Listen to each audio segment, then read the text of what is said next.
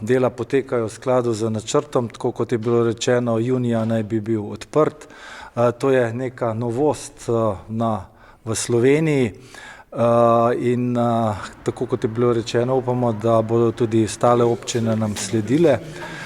Center trajnostne mobilnosti pomeni, da bodo občani, predvsem pa prebivalci Planine, dobili vse informacije o prevozih, tako s kolesom kot z avtobusi in z ostalimi prevoznimi sredstvi.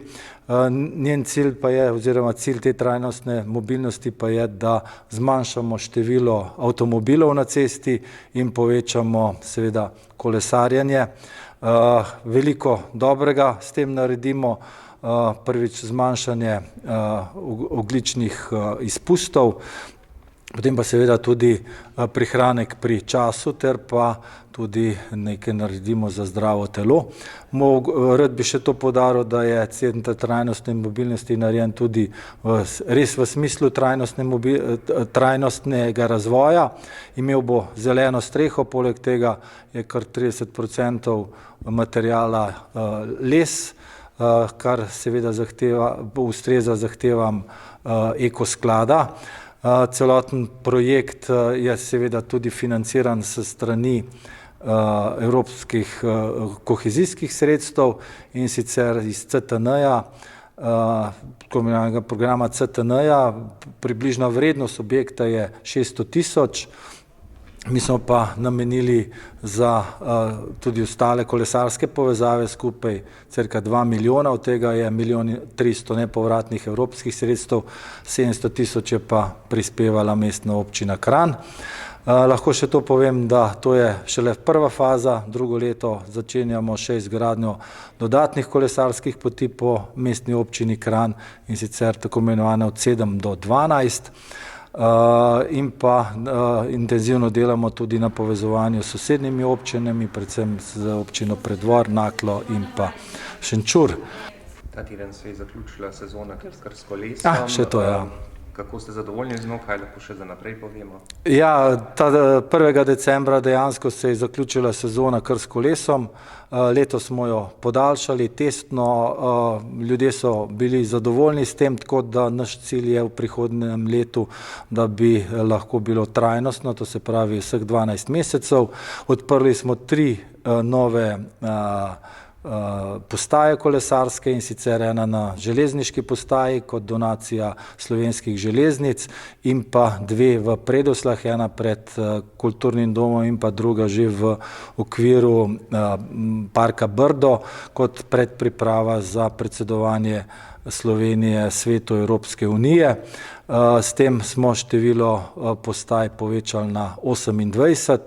In lahko še to povem, da ima Kranj največji sistem, elektrificiran sistem prevoza z kolesom. Imate v načrtu naslednje leto še kakšno postajo na tej? Ja, imamo še in sicer dejansko, tako bom povedal, malo drugače smo se odločili, gledamo statistično, kje so te postaje bolj v uporabi in kje manj, ker nekatera mesta so relativno prazna in dejansko ljudje, predvsem na ruralnem delu, ne uporabljajo toliko, kot da bomo čez zimo pripravili. Mogoče bomo kakšno postajo tudi nekje umaknili in jo dali na drugo področje. Omenili ste, da je Kranj majhen v zaostanku, kar se tiče prometnih poti. A imate mogoče na območju Slovenije ali pa širše kakšno mesto, ki vam je za zgled in kakšni so pravzaprav cilji? No, tukaj bi lahko vseeno omenil Ljubljano, s tem, da Ljubljana je prednosti v tem, da je samo ravninski del. Kranj je ta handicap, ker je na skali in vzame kar precej energije, predvsem z navadnimi kolesi, da premagamo ali pot iz železniške postaje v Stražišče ali pa v Kranj. sam Stari Kranj. Tako da v Ljubljani res dejansko zelo lepo so omejili promet v samem središču, a ne, in ogromno ljudi uporablja sistem s kolesom. Kar se pa nas tiče, pa glede na vprašanje, kaj pripravljamo še za prihodnje leta, nekako računamo, da bi mogoče že odprli kar pri Majdičevem mlinu tisti most na Savski otok. To bo kar velika pridobitev, predvsem za ljudi iz Starega Kranja, za nakupovalno središče, ki je na Savskem otoku, in pa seveda tudi tisto restauracijo pri starem zimskem bazenu. Tudi povezavo do nekako stražišča računamo jo v prihodnjem letu narediti, tudi pred nakupovalnim centrom Savskem otoku računamo, da bi tam postavili eno od teh postaj, kolesarskih postaj. Tako da tukaj bomo čez zimo si vzeli malo časa za to, da res preštudiramo, kje bi bilo dobro še postaviti kolesarske postaje. To se vidi tudi zdaj po teli oblogi leseni, to je les, trajnosten lokalen material, tudi konstrukcija je 30% lesena, je v bistvu iz leseno-cementnih zidakov, ni čist lesen, ampak zadostuje pa tem standardom Ministrstva za infrastrukturo pa zelenemu javnemu naročanju. Kot smo rekli, gor je tudi že zelena streha, ena izmed prvih tukaj. V nekih naseljih večstanovanjskih z visoko gostoto pozidave je to zelo priporočljivo, no. In tega se Kranj zelo dobro zaveda in je to tudi šel v to zgodbo. Zdaj, kakor vem, bo še ena zelena streha ratala tukaj, ne vemo še lokacije točno, ker še delajo analize, ker to je le neka teža. Tle smo v bistvu izbrali nek malo bolj tank sistem od Knaufa, neka inovacija slovenska, tukaj spet lokalna, slovenska inovacija za zelene strehe, ki ne rab toliko debeline, ker v bistvu neka zelena streha rab recimo pol metra prsti, saj da to rase, ampak tukaj pa to drugače, pa neka taka ekstenzivna za zelenitev, ki ne rab toliko vzdrževanja. Tako da to bi poudaril, no. Sledili boste tudi trendom teh medovitih rastlin. Tako. Posebno je bilo, kako je sploh prišlo do umestitve tega objekta, ne? Ja. Kar je bilo zelo zanimivo tisto, kar ste prej povedali. Ponovite tisto, da je bila tle pot, pa tako. Aha, tukaj pa, če to temu se reče neka zajčja pot v bistvu, stanovalci ali pa prebivalci sami uberejo svoje poti, Hočeš, nočeš, ta pot bo obstajala, razen če jo nekako probamo umestiti ali pa noter malo bolj varno narediti. In tukaj v bistvu je glaven prehod pešcev in kolesarjev iz enke na dvojko, pa tukaj se tudi vse skupaj dogaja. Tako da smo pomaknili ta objekt bolj tle proti vzhodu, glih zaradi tega, in mu dali neko vsebino. Širok je, svetu, pa v bistvu varne proti hitrostne brežine, ki bojo zaustavljale promet na začetku, na sredini in na koncu. To se pravi, bo ratala neka taka umirjena cona, ki bo bolj varna za vse skupaj.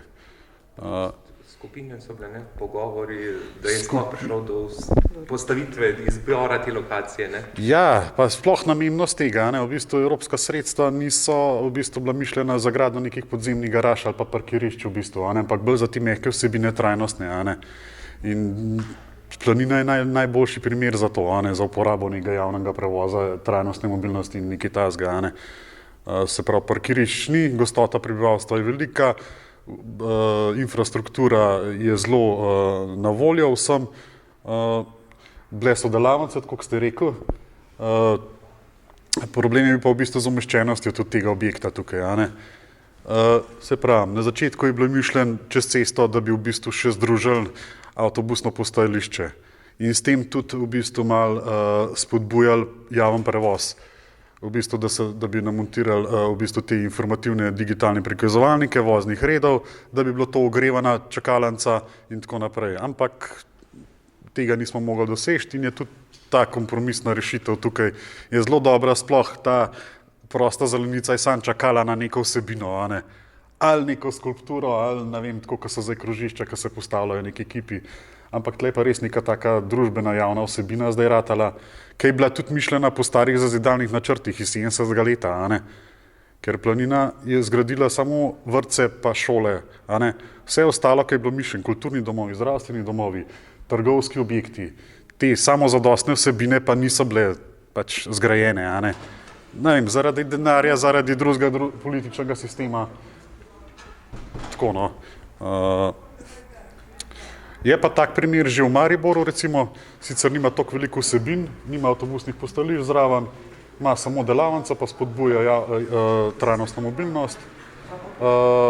V bistvu smo tudi njih spremljali, drugače pa to kar neka taka edinstvena zadeva, a ne? Tako. Omenili ste prej še ene številke, koliko je na Planini ljudi, kakšen delež prebivalcev v Kranju to pomeni, koliko je avtomobilov, glede samo avtomobil čekati. Ja, zdaj, a ne, standard za parkirna mesta je v Sloveniji tak po občinah, a ne.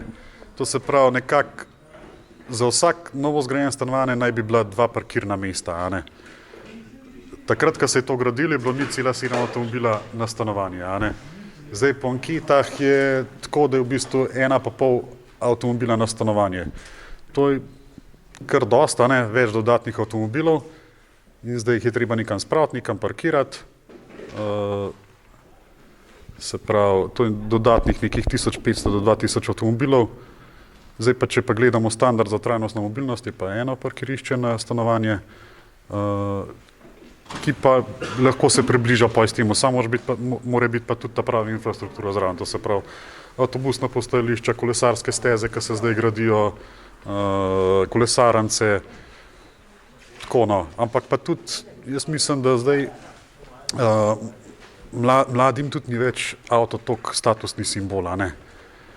Ni več, oni raje uporabljajo zdaj kolesarjenje, peš, skup se vozijo, so uporaba vozil, a ne, in ta denar za avto, zdaj tudi, marsikdo tudi nima izpita več, a ne, v naših časih takoj, ko bi 18 naredil izpit, a ne, pa takoj avto, zdaj ni več tako, a ne, zdaj ta denar raje porabljajo, ne vem, za druge zadeve, tablice ali grejo na koncerte, festivale, potovanja, a ne, to jim več pomeni zdaj, a ne. In v bistvu je to treba iti korak s časom zdaj tudi s to vsebino tukaj, a ne.